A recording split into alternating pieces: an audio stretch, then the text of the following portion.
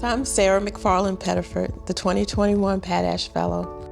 My project is to create trauma-informed faith communities, equipping churches with the necessary tools and resources to meet the needs of the congregants. I decided to apply for the fellowship after I watched a couple of videos. Cheryl's video really inspired me because of that last portion of her video where she talked about doing things for yourself as a woman. The entire experience, everything has really pushed me to be my best self, to really trust in my abilities, to ask for support when I need it. As a mom and a wife and a sister, those roles that I operate in, I'm always giving, I'm always sharing myself. And on that application, you had to outline what you were gonna do for yourself. And it was a huge challenge to kind of figure out, well, what am I gonna do with this? And then you look and there's a big portion of money that's still left and you're like, okay, well, what can I add here? And what can I add here? And there was a lot of continuing education for me, but there were also some things just for me, for my own personal development that I added into that.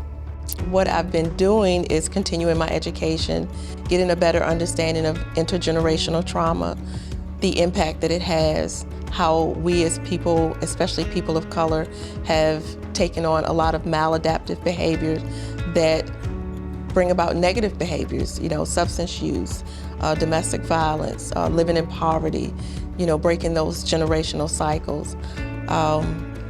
But one of the other things that I've done, one of the greatest experiences in terms of what I did with the resources is participating in the American Association of Christian Counselors.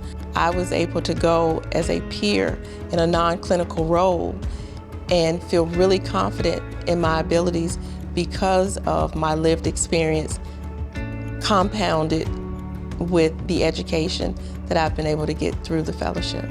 It was great to be in a space where you were seen as a peer. There are two things that have been very rewarding to me. My relationship with Cheryl, the sisterhood between the other fellows, being able to connect with her in a way that was very personable. It wasn't just like a video that I was watching anymore. She's a person who's in my contacts now. I can call her, I can text her, we hang out. We talk about the fellowship, we talk about life, our children. That has been a tremendous blessing. But I think the other thing is going into spaces and feeling like I belong there now.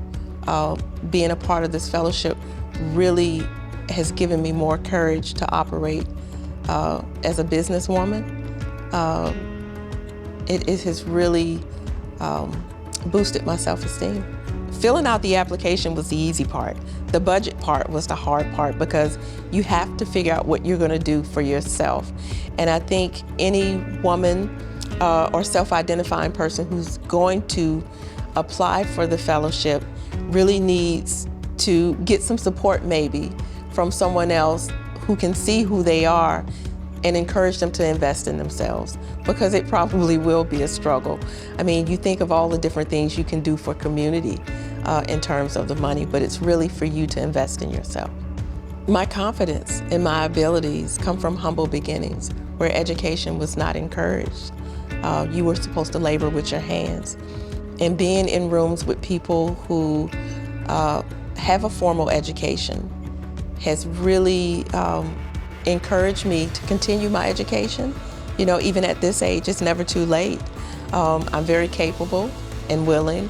And I think just having that confidence, that encouragement, that inspiration from other women who've already done it is very empowering for me. It definitely changed the course of my life. Like I said, I just have more confidence now. When I show up, I know that I have worked towards getting to this place. It is a place that I never thought I would get to, but I've actually gotten here and have continued to go on this journey. No one could have ever convinced me that I would be a part of such a great organization as a fellow.